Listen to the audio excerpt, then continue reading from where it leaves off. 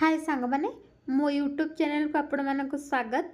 आज मु मोर lunch menu कौन थी आपण मान सहित शो करुच्ची। मोर आज लंच मेनू रे भात थिला, डालमा थिला, मशरूम चिली थिला, चिकेन थिला, आउ पापड़, सलाड, आउ बड़ी बादाम चूरा थिला।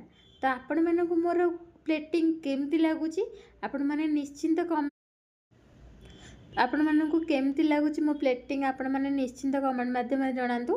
आउ मते बहुत सारा भल पाइबा दियंतु जाफल कि मु आउ किछि नुआ किछि डिशेस करी आपण मानक आगरे रखी परिबी।